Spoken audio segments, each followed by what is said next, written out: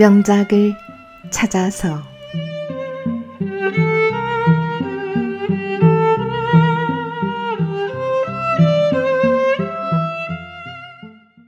안녕하세요. 책 읽어드리는 들국화입니다.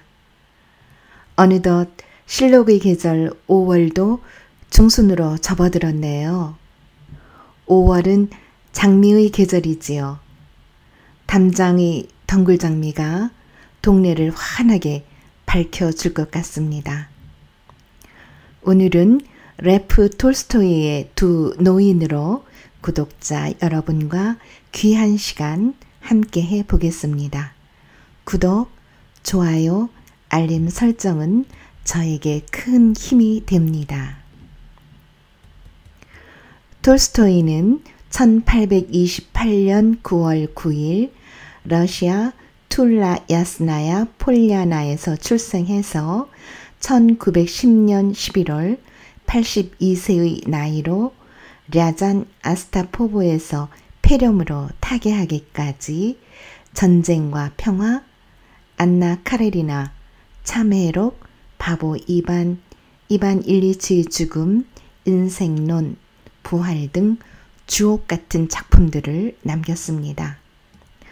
오늘 읽어드릴 두 노인은 신께 예배드리기 위해서 예루살렘으로 순례 여행을 떠나는 두 노인이 만나는 인물과 행동을 통해서 삶의 깨달음을 느끼게 해줍니다.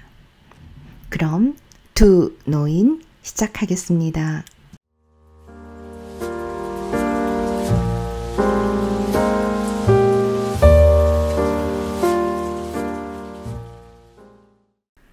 두 노인, 레프 톨스토이.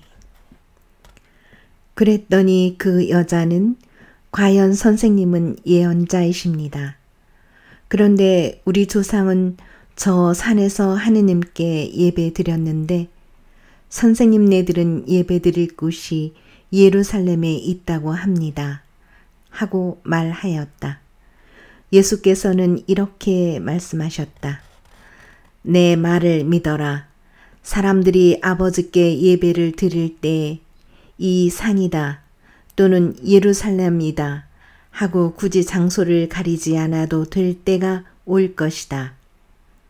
그러나 진실하게 예배하는 사람들이 영적으로 참되게 아버지께 예배를 드릴 때가 올 터인데 바로 지금이 그때이다.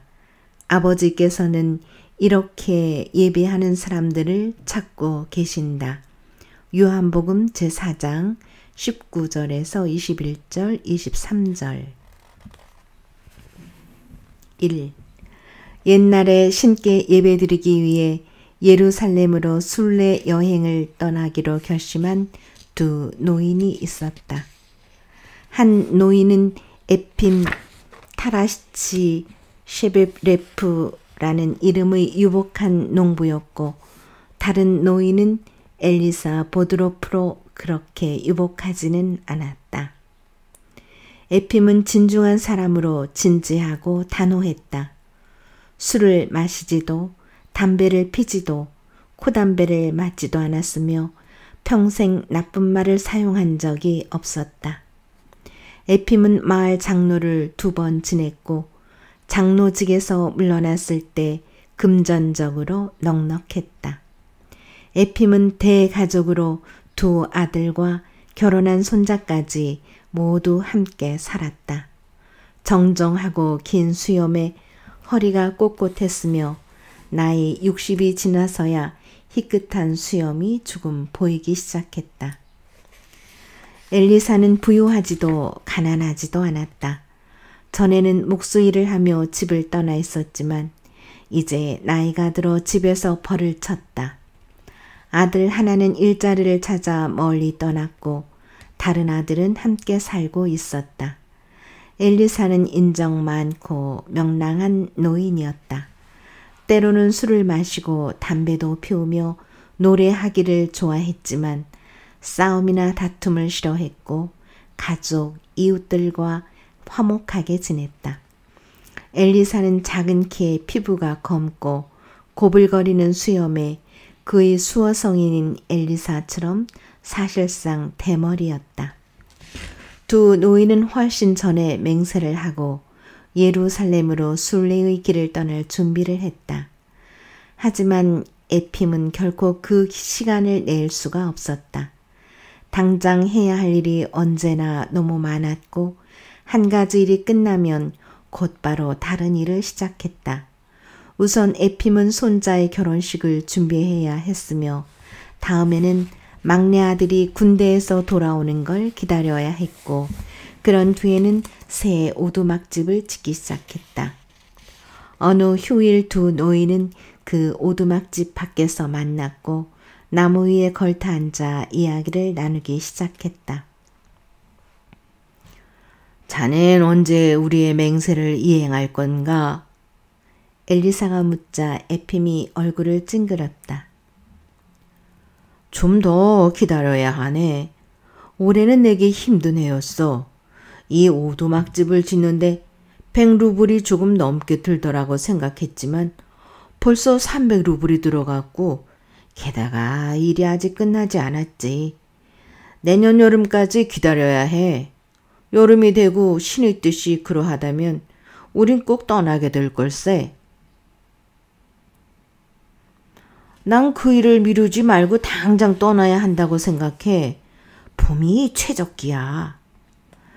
물론 봄이 가장 좋지만 이 집은 어떡하나. 이렇게 놔두고 내가 어떻게 떠날 수 있어? 자네가 아니면 그 일을 할 수 있는 사람이 아무도 없는 것처럼 말하는군. 자네 아들이 있지 않은가? 내 큰아들은 믿음직스럽지가 못해. 이따금 술을 지나치게 마시거든. 이보게, 우리가 죽으면 자식들은 우리 없이 살아야 하네.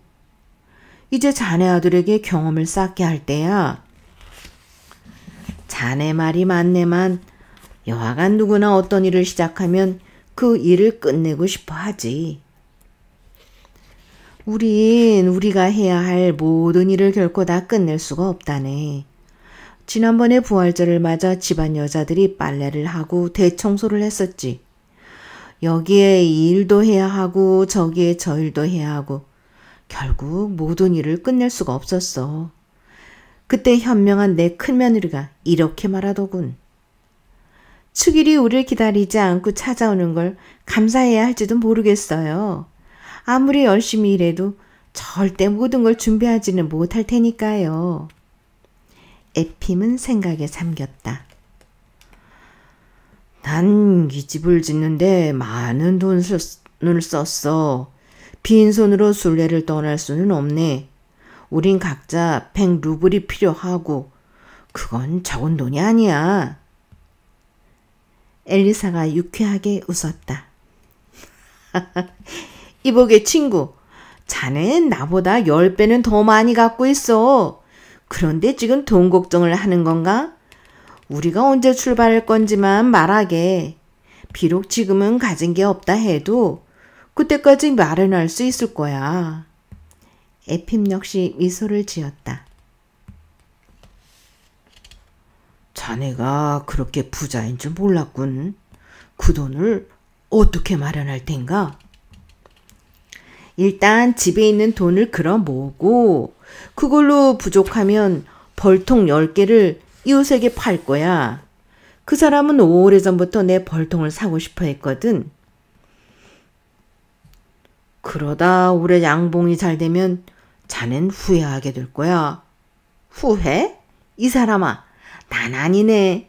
나는 지금까지 내 죄 말고는 어떤 것도 후회해 본 적이 없어.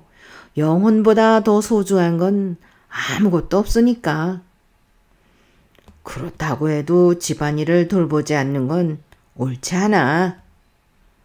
그럼 우리의 영혼을 돌보지 않는 건 옳다는 건가? 그게 더 나쁜 일이야. 우린 맹세를 했고 이제 가야 하네. 이제 떠나야 해. 2.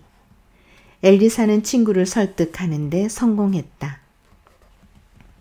아침이 되어 에핌은 그 일을 다시 한번 숙고한 뒤 엘리사를 찾아갔다. 자네가 오라. 가세. 삶과 죽음은 신의 뜻에 달렸지. 우린 지금 가야 해. 이렇게 살아있고 아직 힘이 남아있을 때 말이야. 일주일 후 두 노인은 떠날 준비가 되었다. 에핌은 수중에 충분한 돈이 있었다. 100루블은 자신이 갖고 200루블은 아내에게 맡겼다. 엘리사 역시 준비가 끝났다. 여름이 오기 전에 새해 분봉을 할지도 모를 벌통 10개를 이웃에게 팔고 70루블을 받았다. 나머지 30루블은 다른 가족들이 가지고 있던 것을 모두 끌어 모아서 마련했다. 엘리사의 아내는 자신이 장례식 비용으로 모아두었던 돈을 전부 내주었고 며느리 역시 갖고 있던 돈을 내놓았다. 에핌은 큰아들에게 모든 일에 대해 명확한 지시를 내렸다.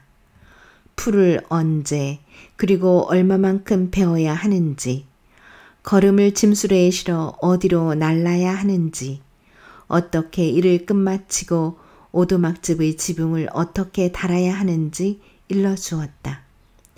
에핌은 모든 것을 생각해냈고 그에 맞게 지시를 내렸다. 반면에 엘리사는 자신이 이웃에게 판 벌통에서 분봉하는 벌떼들을 어떻게 분리해야 하는지만 아내에게 설명해주고 그 이웃에게도 있는 그대로 모두 알려주었다. 집안일에 관해서는 언급조차 하지 않았다. 무엇을 해야 하고 어떻게 해야 하는지는 필요에 의해서 알게 될 거야. 너희가 주인이고 따라서 너희를 위해 가장 좋은 것을 어떻게 해야 하는지 알게 될 게다. 엘리사가 말했다. 그렇게 두 노인은 모든 채비를 마쳤다. 가족들은 그들을 위해 빵을 굽고 가방을 만들고 다리띠로 사용할 아마포를 잘라주었다. 그들은 새 가죽 신발을 신은 뒤 목피 신발을 여분으로 챙겨 넣었다. 가족들이 동구밭까지 배웅을 나와 작별 인사를 했고 두 노인은 그들이 순례 여행을 시작했다. 엘리사는 즐거운 기분으로 집을 나섰고 마을을 벗어나자마자 모든 집안일을 잊었다. 그의 유일한 관심사는 어떻게 친구를 기쁘게 할까? 어떻게 해야 누구에게도 무례한 말을 하지 않게 될까? 어떻게 평화와 사랑 속에서 목적지까지 갔다가 집으로 다시 돌아갈까 하는 것이었다. 길을 따라 걷는 동안 엘리사는 자기 자신에게 기도의 말을 속삭이거나 기억할 수 있는 성인들의 삶 같은 것을 되새겼다. 길에서 어떤 사람과 마주치거나 하룻밤을 묵기 위해 어떤 곳에 들르게 되면 할 수 있는 한 정답게 행동하고 신심이 기쁜 말을 건넸다. 그렇게 엘리사는 기쁨에 차서 여행을 계속했다. 하지만 끊을 수 없는 한 가지 일이 있었으니 바로 코담배였다. 코담배 값을 집에 두고 왔지만 엘리사는 코담배 생각이 간절했다. 그때 길에서 만난 한 남자가 코담배를 조금 주었고 엘리사는 이따금씩 뒤떨어져서 코담배를 한 줌 맞곤 했다. 에핌 또한 침착하고 굳세게 걸어갔다. 어떤 잘못된 일도 하지 않고 어떤 무익한 말도 하지 않았지만 마음은 그렇게 가볍지가 못했다. 집안 걱정이 그의 마음을 내리누르고 있었다. 에핌은 집에서 무슨 일이 일어나고 있는지 계속 걱정했다. 미처 아들에게 지시하지 못한 일은 없을까? 아들이 일을 제대로 할 것인가? 감자씨를 뿌리거나 짐수레로 걸음을 나르는 모습을 우연히 보게 되면 에핌은 아들이 자신이 일러준 대로 하고 있는지 궁금해했다. 그리고 되돌아가서 아들에게 일하는 방법을 가르쳐 주거나 심지어 자신이 직접 하기를 원했다. 3. 두 노인은 달포 이상을 걸었고 집에서 만든 목피 신발이 다 해져서 새 것을 구입해야 할 때쯤 소러시아에 닿았다. 집을 떠난 이후 그들은 음식을 먹고 하룻밤을 묵기 위해 돈을 지불해야 했지만 소러시아에 도착하자 사람들이 앞다투어 그들을 집으로 초대했다. 소러시아 사람들은 그들에게 잠자리를 제공하고 먹을 것을 주었지만 돈은 받으려 하지 않았고 가는 길에 먹으라며 빵이나 다른 음식들을 싸주기까지 했다. 두 노인은 800여 킬로미터를 이렇게 돈을 들이지 않고 여행했다. 그러나 다음 지방을 넘고 난 후 흉작이 든 지역에 이르게 되었다. 농부들은 여전히 무료로 하룻밤을 재워주었지만 음식은 그냥 내주지 않았다. 심지어 두 노인은 빵을 구하지 못할 때도 있었다. 돈을 지불해도 그들에게 내어줄 빵이 하나도 없기 때문이었다. 사람들은 바로 지난해에 완전히 흉작이 들었다고 말했다. 부유한 사람들은 몰락해서 그들이 가진 모든 것을 팔아야 했고 중류층 사람들은 공군행에 빠졌으며 가진 게 없던 가난한 이들은 구걸을 하며 헤매거나 집에서 철저히 굶주렸다. 겨울에 이들은 곡식 껍질이나 명아주로 연명을 해야 했다.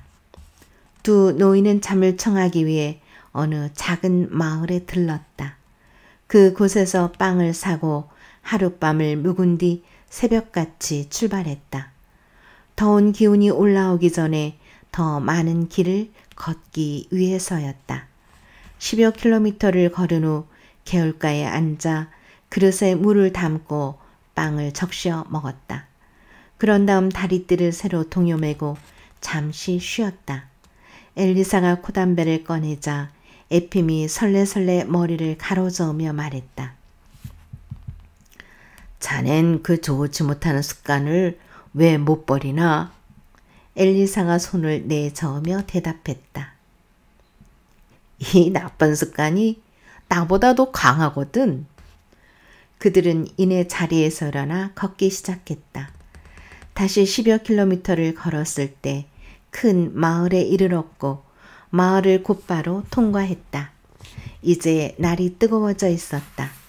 엘리사는 지쳤고 쉬면서 물을 마시고 싶었지만 에핌은 멈추지 않았다. 에핌이 엘리사보다 잘 걸었기 때문에 엘리사는 에핌을 따라가는 일이 힘들다는 걸 알게 되었다. 난 물을 마셔야겠어. 엘리사가 말했다. 그러게, 난 됐어. 엘리사가 걸음을 멈췄다. 먼저 가게. 난 저기 보이는 오두막집에 들렀다 가지. 곧 자네를 따라잡겠네. 그렇게 하게. 에핌은 혼자 큰 길을 따라 계속 걸어갔고 엘리사는 오두막집이 있는 곳으로 되돌아갔다. 진 흙으로 벽을 처덕처덕 바른 작은 오두막집이었고 아래쪽은 어두운 색으로 위쪽은 백색 도료로 칠해져 있었다. 분명 진흙을 다시 바른 지 오랜 시간이 지났고 초가지붕의 한 면은 떨어져 나가고 없었다. 입구에서 집까지 마당이 나 있었다.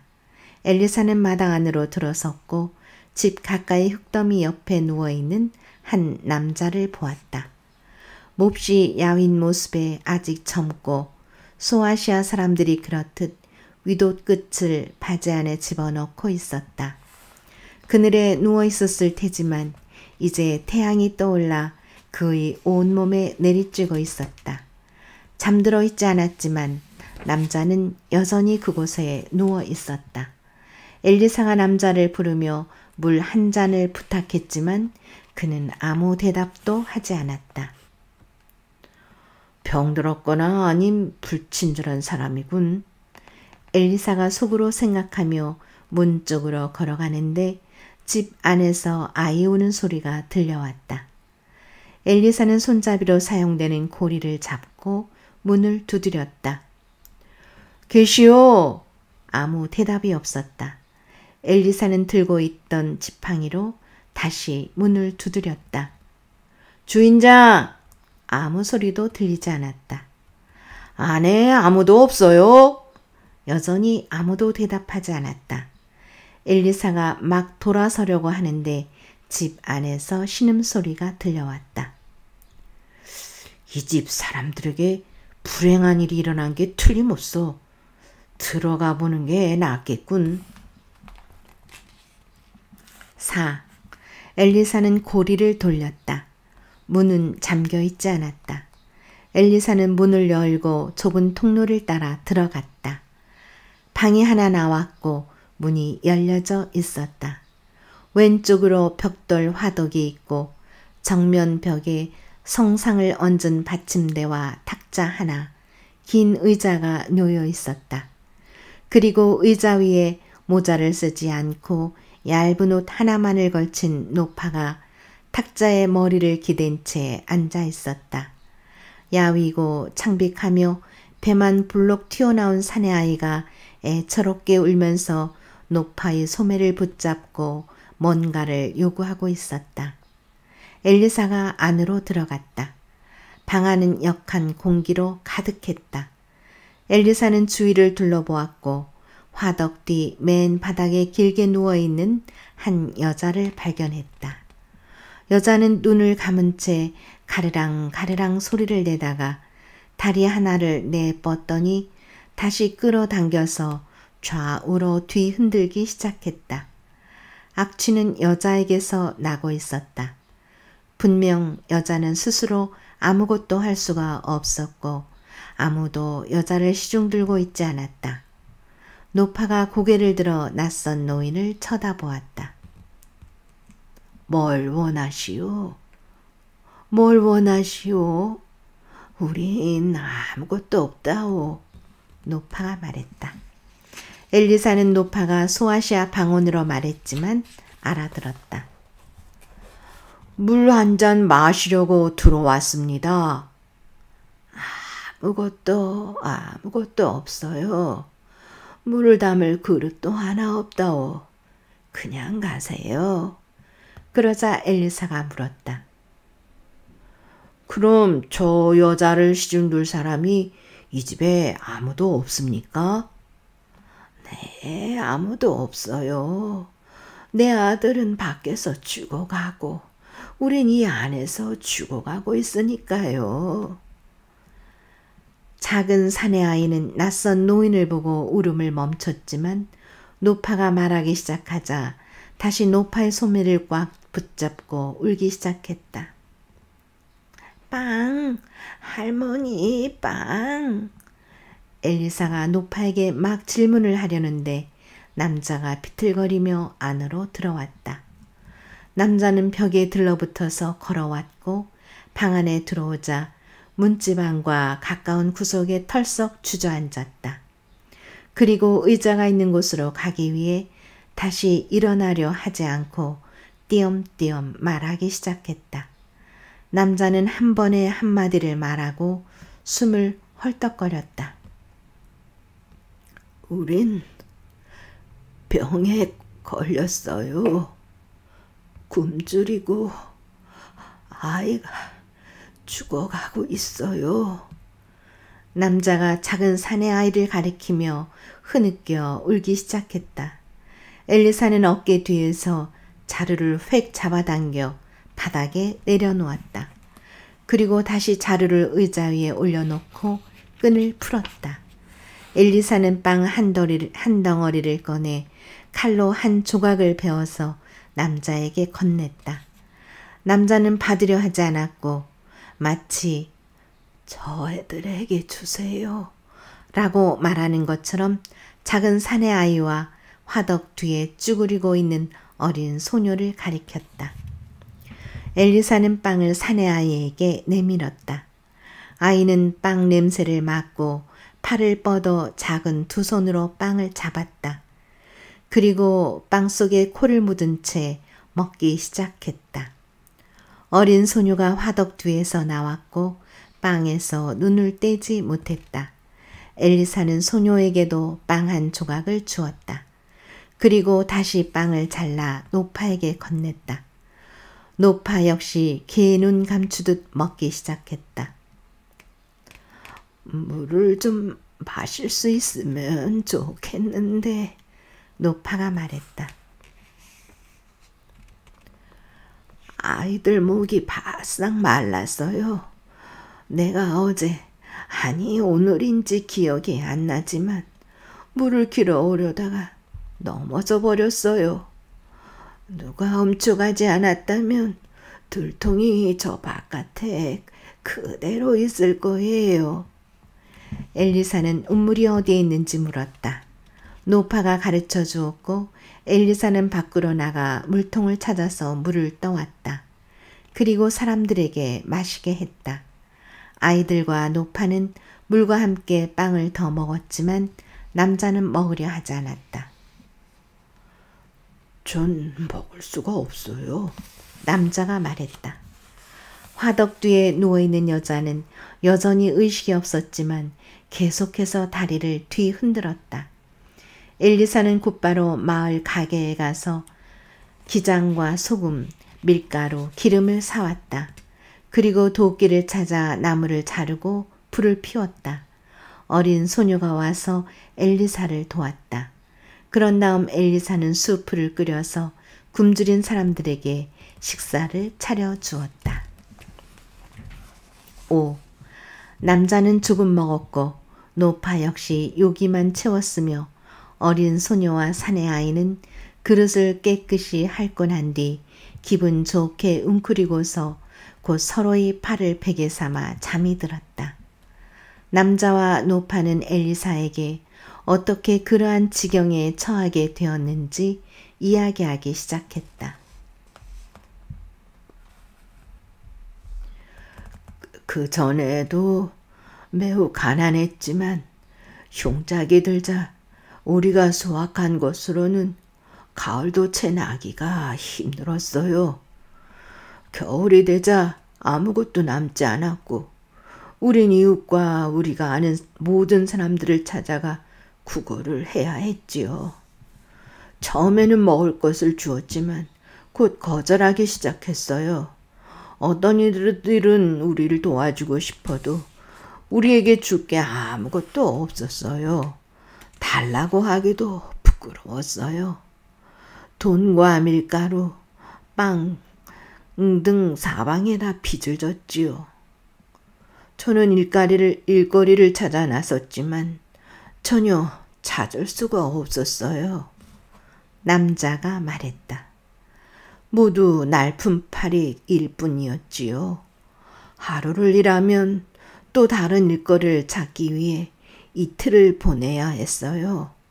늙으신 어머니와 어린 딸이 구걸을 하기 위해 더 멀리 갔지만 얻어오는 건 아주 적었어요.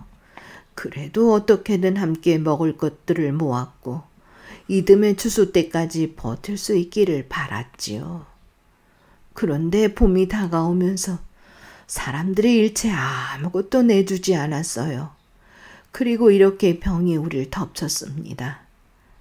생활은 나날이 악화됐어요. 어쩌다 먹을 것을 구하는 날이 있으면 그 다음 이틀은 완전히 굶었어요. 그러다 풀을 뜯어먹기 시작했지요. 그게 풀이었는지 뭔지는 몰라도 아내가 그때 병을 얻었습니다.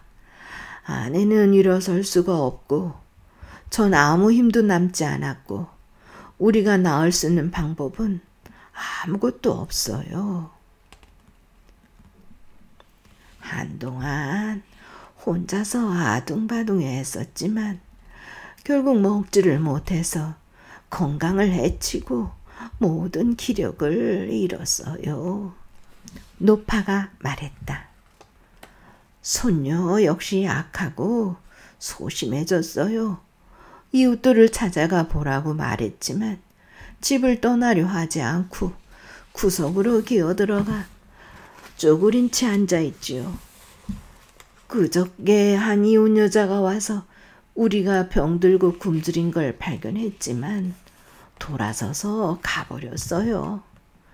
남편이 멀리 떠나 버린 데다 자신이 어린 자식들에게 먹을 것도 조차 없었으니까요. 그래서 우린 이렇게 누워서 죽음을 기다리고 있어요.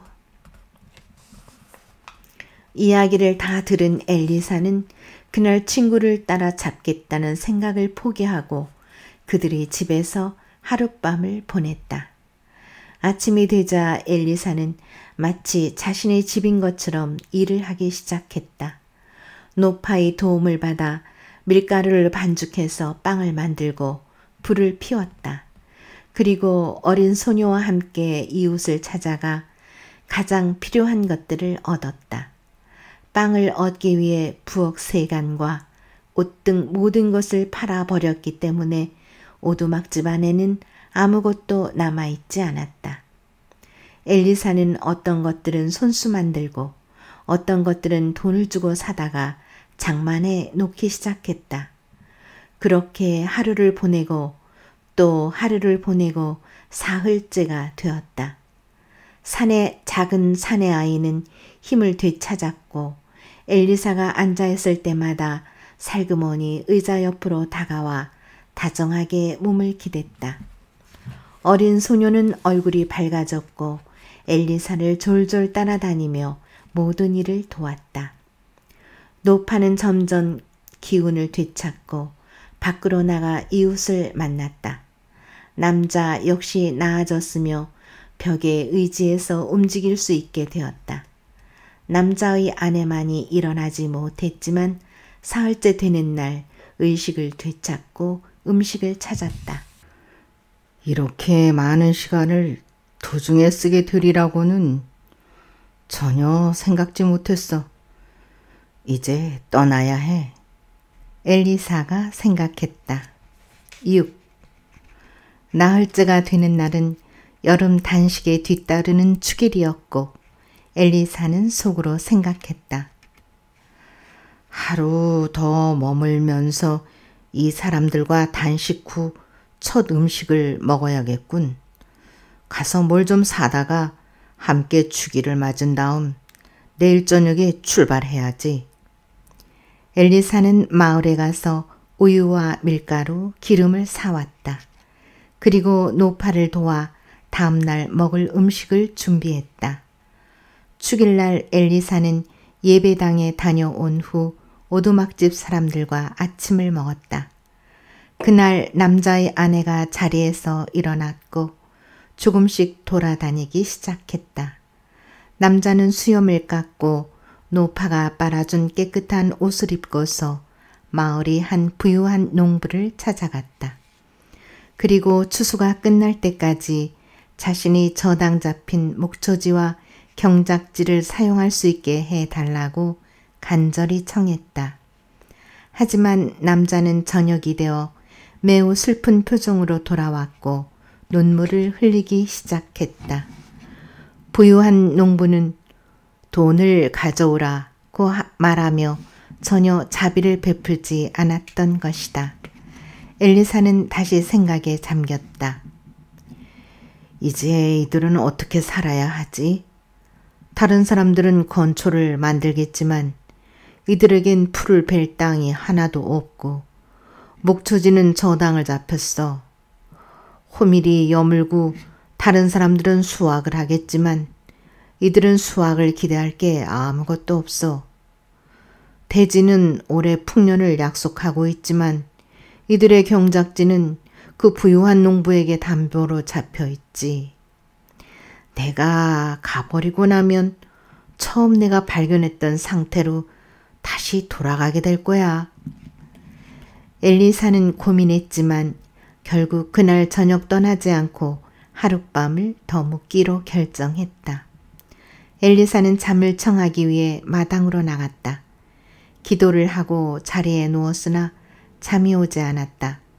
한편으로는 너무 많은 시간과 돈을 써버렸기 때문에 떠나야 한다고 생각했지만 다른 한편으로는 오두막집 사람들이 딱하게 여겨졌다. 전혀 끝이 없을 것 같아.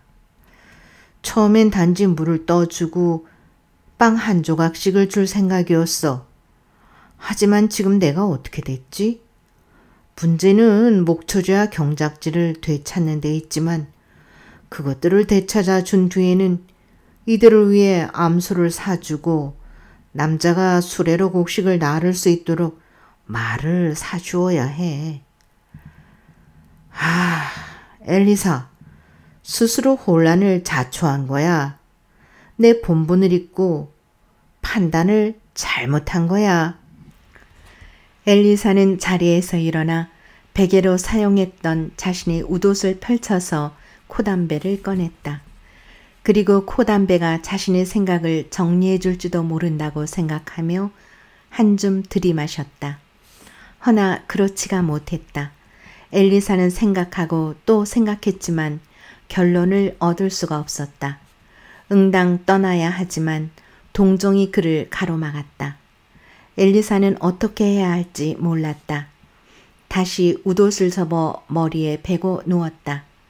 그렇게 오랫동안 누워있다 보니 어느새 수탉들이 울었다. 이내 졸음이 밀려왔고 갑자기 누군가 자신을 깨운 것처럼 생각되었다.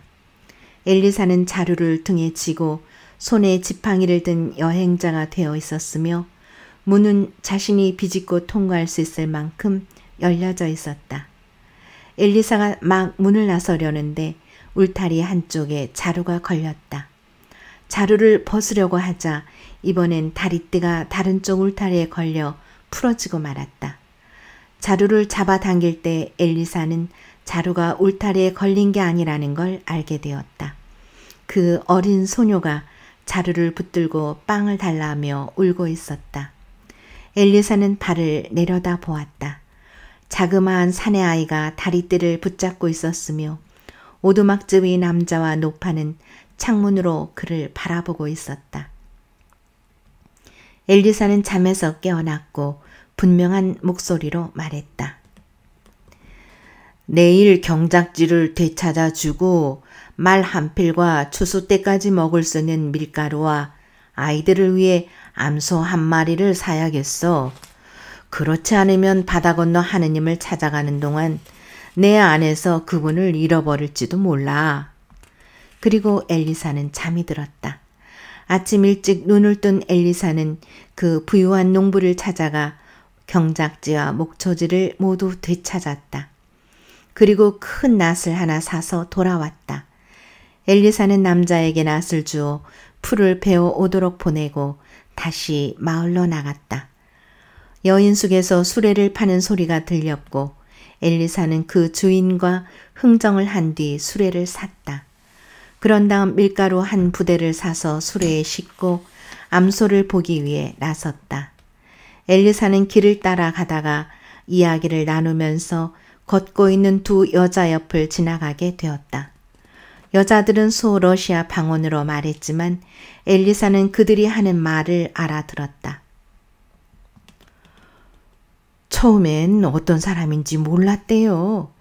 그저 지나가는 사람이라고 생각한 거죠. 그런데 노인이 물 한 잔을 청하기 위해 들어왔고 계속 그 집에 머문 거예요. 노인이 그들을 위해 사준 것을 생각해 보세요.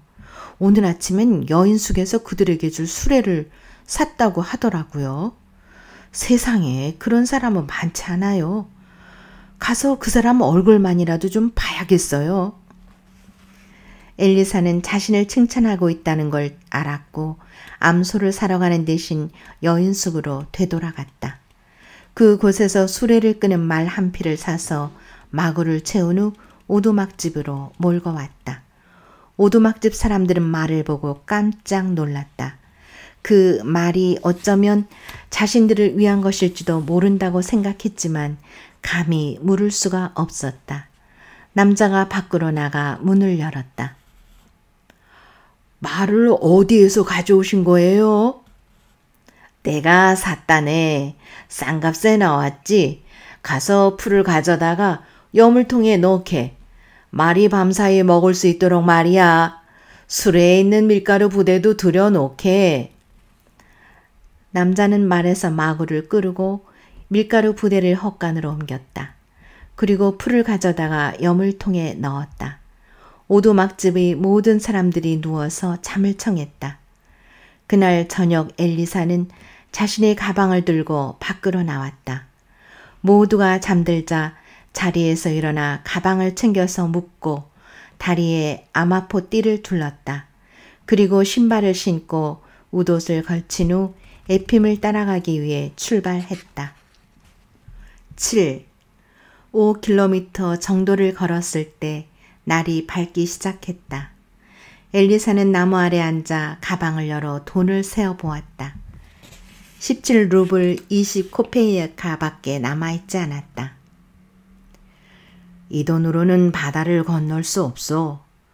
내가 여행을 고집하는 건 아예 가지 않느니만 못할지도 몰라. 친구 에핌은 나 없이도 예루살렘에 도착할 것이고 성전에 내 이름으로 촛불을 밝혀줄 거야. 유감스럽게도 살아있는 동안 내 맹세를 결코 이행하지 못할 테지만 그것이 자비로운 그리스도와 죄인들을 용서하시는 분의 뜻이라면 감사히 여겨야 해. 엘리사는 자리에서 일어나 가방을 어깨 위로 가볍게 둘러맨 다음 뒤로 돌아섰다. 누가 자신을 알아보는 걸 바라지 않았기 때문에 오두막집이 있는 마을을 우회해서 돌았고 기운차게 집으로 향했다. 집에서 떠나올 때는 길이 험한 것 같고 에핌을 따라가는 일이 힘들었지만 이제 집으로 돌아가는 길에는 신이 그와 함께 했기 때문에 거의 피로함을 느끼지 못했다. 걷는 일이 아이들 놀이처럼 쉬웠다. 엘리사는 지팡이를 흔들며 길을 따라 나아갔고 하루에 7, 80km를 걸었다. 엘리사가 집에 도착했을 때는 추수가 끝나 있었다.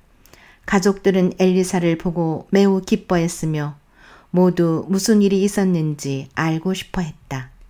왜 그리고 어떻게 홀로 남겨졌으며 어째서 예루살렘에 가지 않고 되돌아왔는지 궁금해했다. 하지만 엘리사는 말하지 않았다. 내가 그곳에 가는 건 신의 뜻이 아니었어요. 가는 길에 돈을 잃어버리고 친구와 떨어지게 됐어요. 부디 날 용서해 주오. 엘리사는 늙은 아내에게 남은 돈을 주었다. 그리고 가족들에게 집안일에 대해 물었다. 모든 게 순조로웠다. 모든 일을 끝냈고 어떤 일도 소홀히 하지 않았으며 모두 평온하고 조화롭게 살고 있었다. 그날 에핌의 가족이 엘리사가 돌아왔다는 말을 듣고 찾아와서 에핌의 소식을 물었다. 엘리사는 똑같이 대답했다. 에핌은 걸음이 빠르지요. 우린 성 베드로 추기를 사흘 앞두고 헤어졌어요. 다시 에핌을 따라 잡으려고 했지만 이런저런 여러 가지 일들이 일어났습니다. 전 돈을 잃어버려서 더 이상 갈 수가 없었고 그래서 돌아왔어요.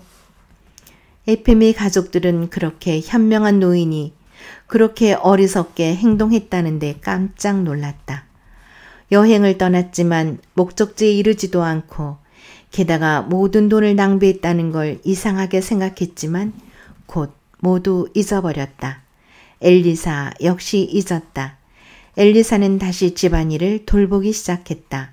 아들의 도움을 받아 겨울 땔감을 마련하고 집안 여자들과 곡식을 타작했다. 헛간이 초가지붕을 수선하고 벌통에 덮개를 씌운 뒤 이웃에게 자신이 판 벌통 10개와 그 벌통들에서 분봉한 모든 벌통을 넘겨주었다. 엘리사의 아내는 얼마나 많은 벌통이 분봉되었는지 말하지 않으려 했지만 엘리사는 이웃에게 판 벌통들에서 분봉한 것들과 그렇지 않은 것들을 잘 알고 있었다. 그리하여 10통이 아닌 15통을 이웃에게 건넸다. 겨울을 나기 위한 모든 준비가 끝나자 엘리사는 일자리를 찾도록 아들을 떠나보내고 그 자신은 벌통으로 사용한 통나무의 속을 비우면서 목피 신발을 만들기 시작했다. 8. 엘리사가 그 병든 사람들과 오두막집에 남아있던 날 에핌은 줄곧 엘리사를 기다렸다. 에핌은 친구와 헤어지고 얼마 지나지 않아 자리에 앉았다. 기다리고 또 기다리면서 잠시 눈을 붙였다 일어나고 다시 앉아서 기다렸지만 엘리사는 오지 않았다. 에핌은 눈이 아플 때까지 뚫어져라 바라보았다. 해가 이미 서산으로 지고 있었지만 엘리사의 모습은 조금도 보이지 않았다. 어쩌면 나를 지나쳤는지도 몰라. 혹은 누군가를 엘리사를 태워서 내가 잠자는 사이에 지나갔을지도 모르지.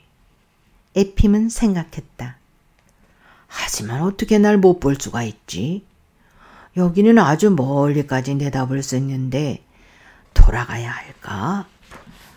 만약 엘리사가 나보다 앞서 있는 거라면 우린 완전히 어긋나게 될 테고. 그럼 더 좋지 않아. 그냥 가는 편이 낫겠어. 오늘 밤 우리가 묵게 되는 곳에서 분명 만나게 될 거야. 에핌은 마을에 이르렀고 파수꾼에게 이러이러한 노인이 지나가거든 자신이 묵는 집으로 데려와 달라고 부탁했다. 그러나 엘리사는 그날 밤 나타나지 않았다. 에핌은 여행을 계속하면서 만나는 모든 사람에게 키가 작고 대머리인 노인을 보았는지 물었다. 아무도 그런 여행자를 본 적이 없었다. 에핌은 이상하게 여겼지만 틀림없이 오데사, 크케에 면한 우크라이나 남부 항구 도시, 나 배 위에서 만나게 될 거야 라고 말하며 계속 나아갔다. 그리고 더 이상 걱정하지 않았다. 에핌은 긴 머리에 성직자처럼 챙이 없고 둥글납작한 모자를 쓴 한 순례자를 우연히 만나게 되었다. 그는 아토스 산을 갔다 왔고 예루살렘을 두 번째 방문하는 길이었다. 두 사람은 하룻밤을 같은 곳에서 묵었고 함께 길을 떠났다. 그들은 무사히 오데사에 도착했고 그곳에서 배를 타기 위해 3일을 기다려야 했다. 여러 곳에서 모여든 많은 순례자들도 마찬가지였다. 에핌은 다시 엘리사에 대해 물었지만 그를 본 사람은 아무도 없었다. 에핌은 외국인 통행증을 받기 위해 5루블을 썼다. 그리고 예루살렘에 갔다가 돌아오는 왕복표를 끊는데 40루블을 쓰고 배 위에서 먹을 빵과 청어를 샀다. 그 성직자 복장의 순례자는 에핌에게 어떻게 배싹을 지불하지 않고 배 위에 오를 수 있는지 설명하기 시작했지만 에핌은 들으려 하지 않았다. 됐어. 난 돈을 준비해 왔으니 배싹을 치를 거요. 배가 화물이 실린 다음 에핌과 그의 세 동행자를 포함하여 순례자들이 배에 올랐다. 닻이 오르고 배가 바다로 나아갔다. 낮 동안에는 항해가 순조로웠지만 밤이 되면서 바람이 일고 비가 내리기 시작하더니 배가 위아래로 흔들리며 파도를 뒤집었었다. 사람들은 겁을 집어먹었고 여자들은 울면서 비명을 질렀다. 보다 나약한 남자들은 피난처를 찾아 이리저리 뛰어다녔다. 에핌 역시 두려웠지만 겉으로 나타내려 하지 않았고 배에 처음 올랐을 때 자리 잡은 뱃마루에 그대로 머물렀다. 그의 옆에는 템포프에서 온 몇몇 노인들이 있었다. 그들은 그곳에 말없이 앉아서 각자 자신의 짐을 붙잡고 하룻밤과 그 이튿날을 꼬박 보냈다. 배가 출항한 지 사흘째의 날 바다가 잠잠해졌고 닷새가 되는 날 콘스탄티노플에 닻을 내렸다. 어떤 순례자들은 이제 터키인들의 소유가 된 성 소피아 대성당을 방문하기 위해 무채 올랐다. 에핌은 배 위에 남아 있었고 흰 빵을 조금 샀다. 배는 하루 동안 콘스탄티노플에 정박한 뒤 다시 출항했다. 스미르나에서 다시 멈추고 알렉산드리아에서 또 한 번 멈췄지만 마침내 무사히 야파에 도착했고 그곳에서 순례자들은 모두 육지로 올라야 했다. 야파에서 예루살렘까지는 65km 정도 떨어져 있었다. 육지에 오를 때 사람들은 다시 한번 겁을 집어먹었다. 높은 배에서 작은 배 위로 뛰어내려야 했으며 그 때문에 작은 배들이 심하게 흔들려서 잘못하면 바다에 빠지기가 쉬웠다. 한두 사람이 물에 젖었지만 모두 안전하게 육지로 올랐다. 예핌과 그의 동행자는 걸어서 여행을 계속했고 사흘째 되는 날 정오에 예루살렘에 닿았다. 그들은 예루살렘 바깥쪽에 위치한 러시아 여인숙의 짐을 풀었고 그곳에서 통행증을 확인받았다. 예핌은 저녁을 먹은 뒤 동행 순례자와 함께 성지를 방문했다. 그리스도의 성묘에 들어갈 수 있도록 허가되는 시간이 아니었기 때문에 총 대주교 관구로 갔다. 모든 순례자들이 그곳에 모여 있었다. 여자들은 남자들과 분류돼 있었으며 남자들은 모두 맨발로 둥글게 원을 그리며 앉도록 지시받았다. 수사 한 사람이 순례자들이 발을 씻어주기 위해 수건을 들고 도착했다. 수사는 둥글게 앉아있는 모든 순례자들이 발을 씻어주고 물기를 닦아낸 다음 입을 맞추었다. 에핌의 발도 씻기고 입맞춤을 받았다. 에핌은 저녁 기도와 아침 기도 내내 서 있었고 기도를 했으며 성전에 초를 갖다 놓고 부모의 이름을 새긴 작은 책자를 올렸다. 성전 기도식 때 이름이 언급될지도 모르기 때문이었다. 총 대주교 간구에서는 순례자들에게 음식과 포도주를 나눠주었다. 다음 날 아침에는 이집트의 성모가 속죄를 하며 살았던 독실을 방문했다. 이곳에서도 초를 갖다 놓고 기도문을 읽었다. 그리고 아브라함의 소원을 찾아가 아브라함이 신께 자신이 아들을 제물로 바치려고 했던 장소를 보았다. 그런 다음 그리스도가 막달라 마리아에게 나타났던 장소와 그리스도의 형제인 야고보의 성당을 방문했다. 에핌의 동행 순례자가 이 모든 곳들을 안내했고 에핌에게 각 장소에서 돈을 얼마나 헌금해야 하는지 알려주었다. 오후가 되어 그들은 여인숙으로 돌아와 식사를 했다. 그리고 누워서 쉴 준비를 하고 있을 때 에핌의 동행 순례자가 소리를 지르며 그의 옷가지들을 뒤지기 시작했다. 누가 내 지갑을 훔쳐갔어요. 23루블이 있었는데 10루블짜리 지폐 2장 그리고 잔돈이 들어있었는데. 순례자는 한숨을 내쉬며 크게 탄식했지만 어찌할 방법이 없었기 때문에 누워서 잠을 청했다. 9. 에핌이 자리에 누웠을 때 유혹이 엄습해왔다. 아무도 이 사람의 돈을 훔치지 않았어. 난 이 사람에게 돈이 들어 있었다는 말을 믿지 않아. 어디를 가든 내게 헌금하도록 만들면서도 정작 자신은 한 번도 헌금한 적이 없어. 심지어 나한테 1루블을 빌렸지. 이런 생각이 머리를 스치기가 무섭게 에핌은 스스로를 꾸짖었다. 무슨 권리로 내가 다른 사람을 판단하는 거지? 그건 죄야. 더 이상 그 일에 대해 생각하지 말아야지. 그러나 생각들이 산만해지기 시작하면서 다시 그 동행 순례자에게 모아졌다. 그는 돈에 관심이 아주 많은 것처럼 보였고 지갑을 도둑 맞았다고 말했을 때 그 말은 전혀 사실 같지가 않았다. 이 사람은 돈이 한 푼도 없었어. 그건 꾸며낸 이야기야. 저녁 무렵에 그들은 자리에서 일어났고 자정미사에 참여하기 위해 그리스도의 성묘가 있는 부활의 성당으로 향했다. 에핌의 동행 순례자는 에핌 옆에 꼭 붙어서 어디든 함께 갔다.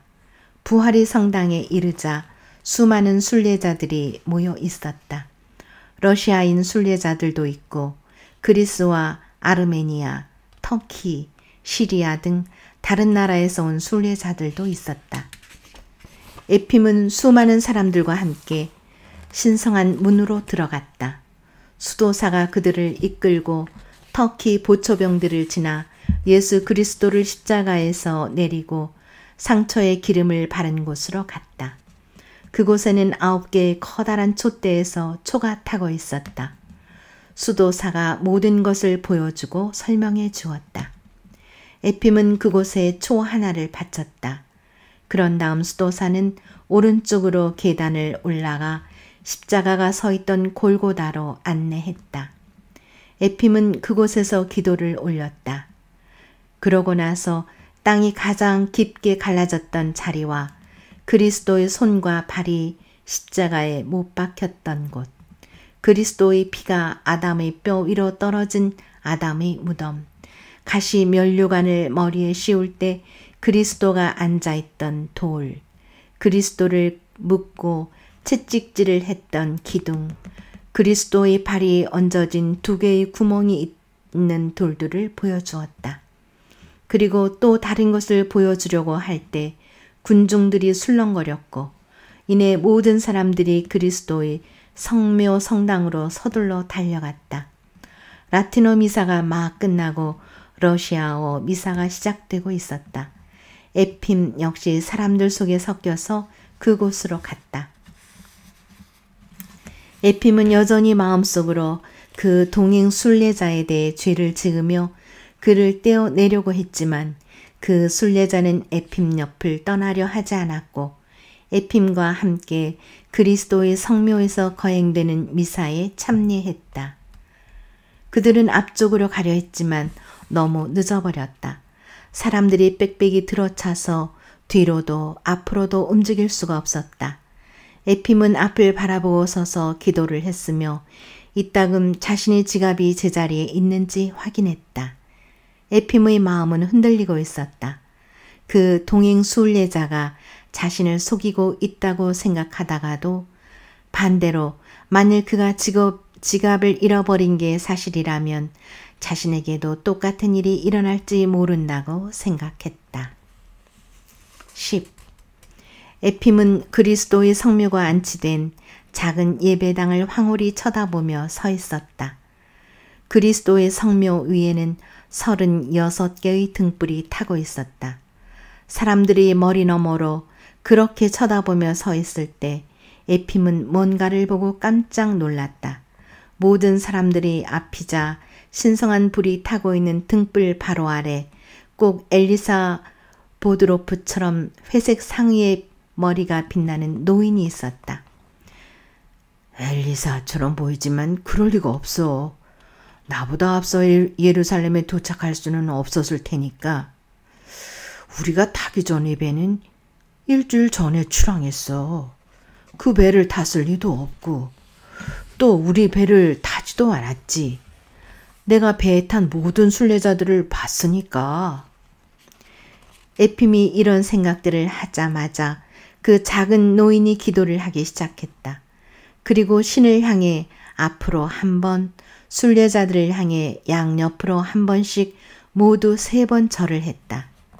노인이 오른쪽으로 고개를 돌렸을 때 에핌은 그를 알아보았다. 검은 피부에 양볼로 고불거리며 희끗희끗하게 난 수염, 눈썹과 눈과 코하며 얼굴 표정까지 영락없는 엘리사 보드로프였다. 에핌은 다시 친구를 만나게 되어 대단히 기뻤고 엘리사가 어떻게 자신보다 앞서서 도착했는지 궁금했다. 잘했군 엘리사. 저렇게 앞에까지 나가 있다니. 분명 누군가 방법을 가르쳐줬을 거야.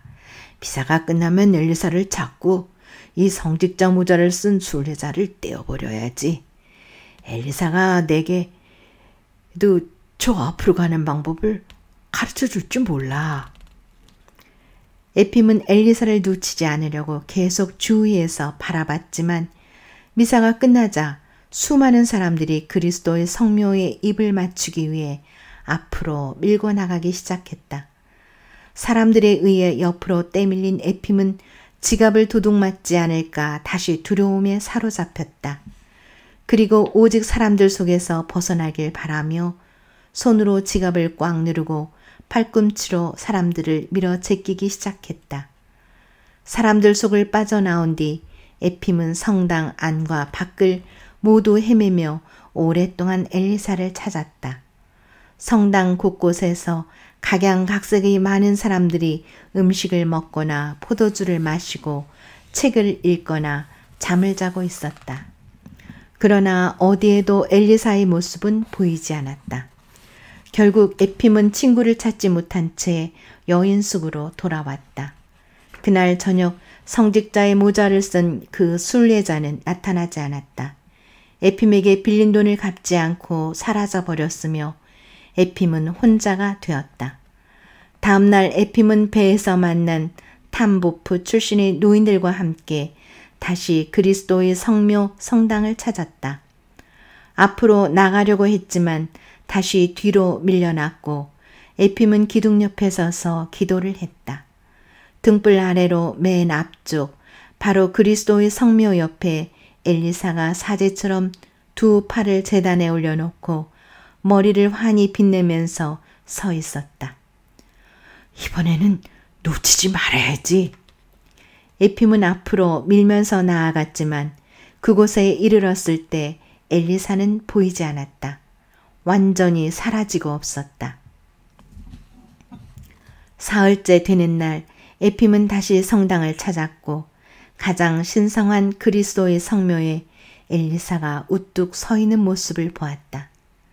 엘리사는 두 팔을 활짝 펼치고 마차 위에 뭔가가 보이는 듯 눈을 들어 하늘을 바라보고 있었다. 역시 그의 민 머리가 환히 빛나고 있었다. 오늘은 절대 놓치지 않아. 가서 문 옆에 지키고 서 있어야지. 그럼 서로 볼 수 있어. 에핌은 사람들 속을 빠져나와 한낮이 지날 때까지 문 옆에 서 있었다. 모든 사람들이 지나갔지만 엘리사는 나타나지 않았다. 에핌은 6주 동안 예루살렘에 머물면서 베들레헴과 베다니, 요단강 등 모든 곳을 방문했다. 그리스도의 성묘에서 새 수의를 봉했고 요단강의 물과 신성한 흙을 담았으며 성스러운 불꽃으로 태워진 초들을 샀다. 8군데의 기원의 대상이 되는 이름들을 새겨 넣었으며 집으로 돌아갈 여비만을 남겨놓고 모든 돈을 썼다. 그리고 집을 향해 출발했다.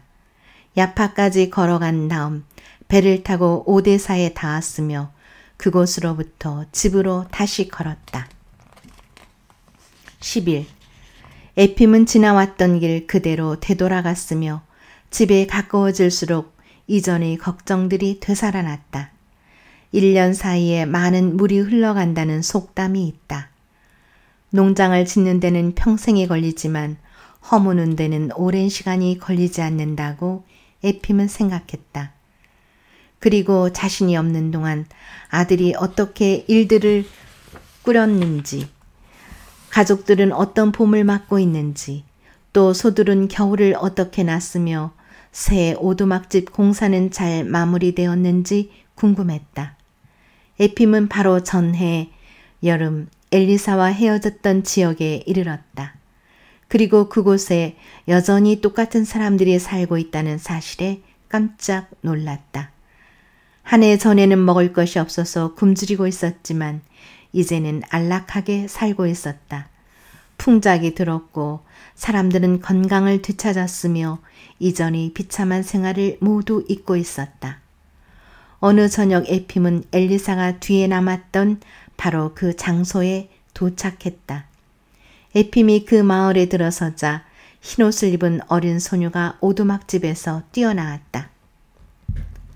할아버지! 할아버지! 우리 집에 오세요! 에핌은 그냥 지나가려고 했지만 어린 소녀가 그의 옷자락을 붙잡고 웃으며 오두막집으로 끌어당겼다. 한 여자가 작은 사내 아이와 함께 집 밖으로 나와서 손짓으로 에핌을 불렀다. 들어오세요. 식사하시고 오늘 밤 저희 집에서 묵었다 가세요. 에핌은 오두막집으로 들어갔다. 엘리사에 대해 물어보는 게 좋겠군. 엘리사가 물 한 잔을 마시기 위해 들른 곳이 바로 이 집인 것 같아. 여자는 에핌이 등에 진 가방을 내려놓도록 도와주고 손과 얼굴을 씻을 물을 가져왔다. 그리고 탁자로 안내한 다음 우유와 빵, 죽을 내왔다. 에핌은 고맙다고 말하며 순례자에게 베푸는 여자의 친절함을 칭찬했다. 여자는 고개를 저었다. 순례자분들을 기쁘게 맞이하는 데는 충분한 이유가 있어요. 저희에게 삶이 무엇인지 가르쳐 주신 분이 바로 순례자였으니까요. 저희는 신을 잊고 살다가 벌을 받았어요. 지난해 여름 가족 모두 병이 들고 먹을 게 아무것도 없어서 그저 무력하게 누운 채 죽음을 기다리고 있었지요. 만약 신께서 바로 할아버님 같은 그분을 보내지 않으셨다면 저희는 분명 죽고 말았을 거예요. 그분은 어느 날 물 한 잔을 청하기 위해 들어오셨고 저희의 모습을 보시더니 불쌍히 여기셨어요. 그리고 저희 집에 머무셨지요. 그분은 저희에게 음식을 주시고 다시 저희 힘으로 일어설 수 있게 도와주셨어요. 저당 잡힌 땅을 찾아주셨고 수레와 말을 사서 저희에게 주셨지요. 이때 노파가 오두막집으로 들어왔고 여자 대신 말하기 시작했다. 우린 그분이 사람인지 신이 보낸 천사인지 알 수 없답니다. 그분은 우리 모두를 사랑했고 우리 모두를 가련히 여겼고 자신의 이름을 말하지 않고 떠났어요. 그래서 우린 누구를 위해 기도해야 하는지도 모르고 있지요. 그 모든 일이 지금도 눈에 선해요. 내가 죽음을 기다리며 앉아있을 때 머리가 다 벗어진 노인 한 명 들어왔어요. 이것저것 살피는 기색 없이 물 한 잔을 달라고 했지요. 죄인이었던 나는 속으로 생각했어요. 여기 뭘 찾겠다고 들어온 거야? 그런데 그분이 한 일을 생각만 하면 그분은 우리를 보자마자 바로 이 자리에 가방을 내려놓고 풀었어요. 그때 어린 소녀가 한마디 거들었다. 아니에요, 할머니. 여기 방 한가운데 내려놓고 다시 의자 위에 올려놓으셨어요. 그들은 노인이 말하고 행한 모든 것들을 회상하며 노인이 어디에 앉았고 자신들에게 각각 무슨 말을 했는지 서로 이야기하기 시작했다. 밤에 여자의 남편이 말을 몰고 집으로 돌아왔고 그 역시 엘리사가 그들과 어떻게 살았는지 말하기 시작했다. 만약 그분이 오시지 않았다면 저희는 저희의 죄로 인해 모두 죽었을 거예요. 저희는 신과 사람들을 원망하며 절망한 채 죽어가고 있었습니다.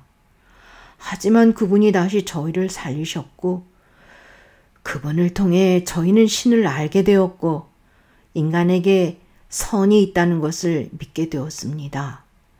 그분에게 신의 축복이 있기를 저희는 동물처럼 살았었고 그분이 저희를 사람으로 만들었어요.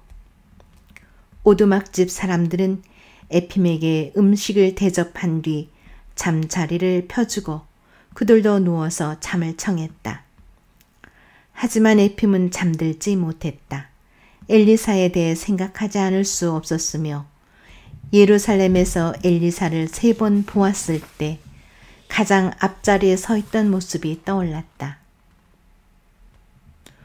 그래서 나보다 먼저 도착했던 거야.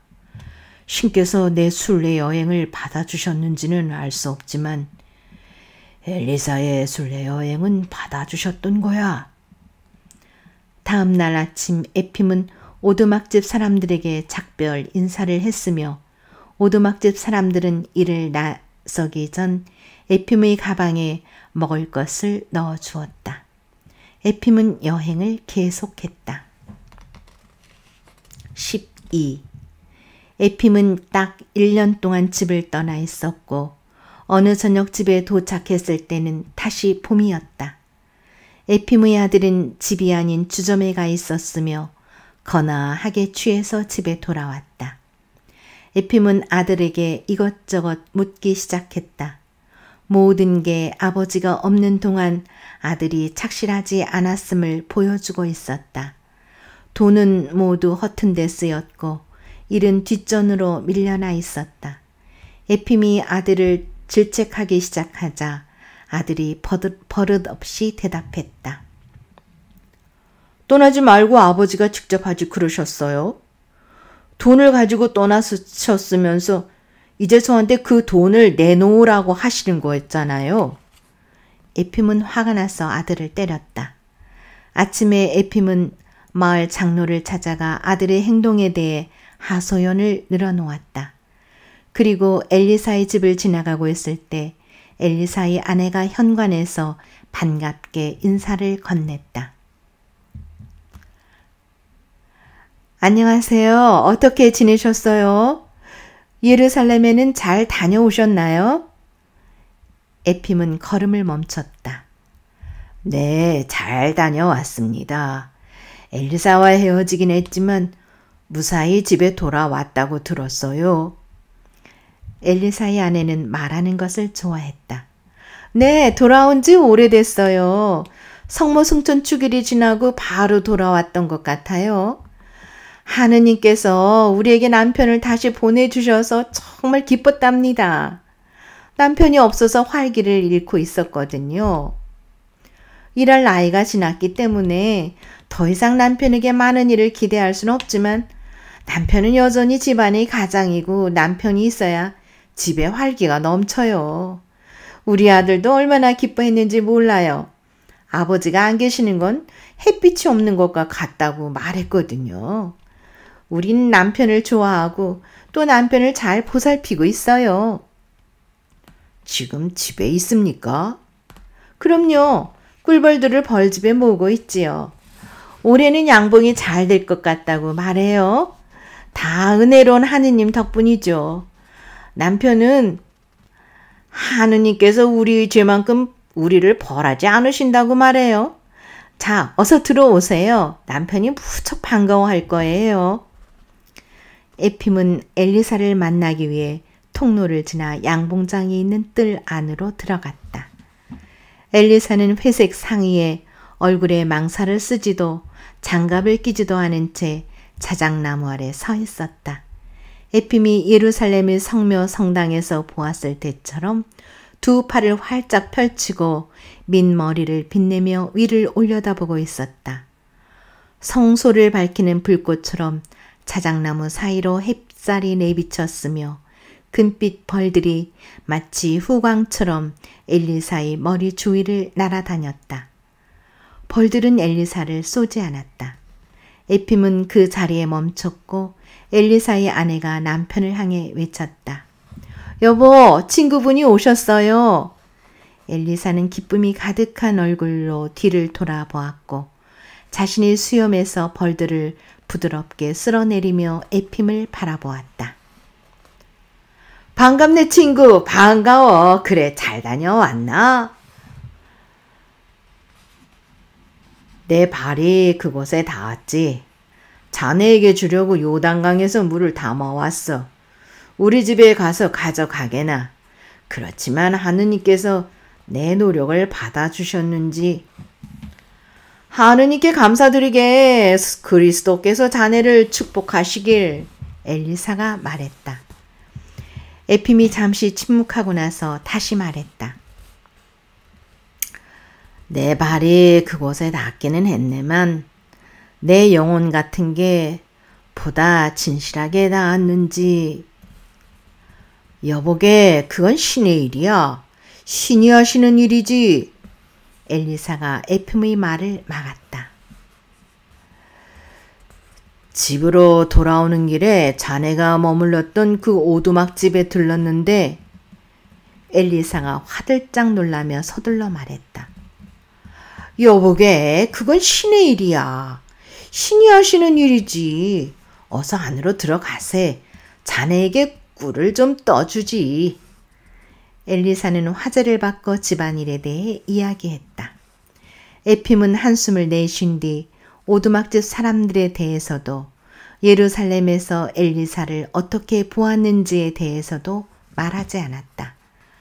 그러나 이제 에핌은 신에 대한 맹세를 지키고 신의 뜻을 이행하는 가장 좋은 방법이 각자 살아가는 동안 다른 이들에게 사랑을 베풀고 선을 행하는 것임을 이해하게 되었다.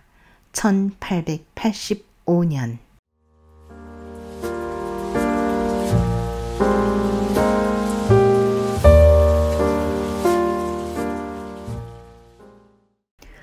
톨스토이는 이 작품에서 주인공의 입을 통해 이런 말을 남깁니다. 살면서 마음이 아플 일은 죄를 짓는 것밖에 없다네. 영혼보다 귀중한 것은 없는 법이지.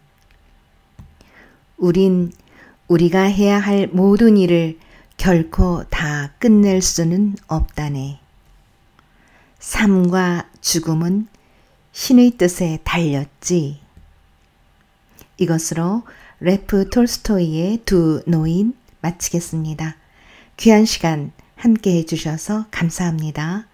구독자 여러분의 건강과 사랑과 행복을 기원합니다. 감사합니다.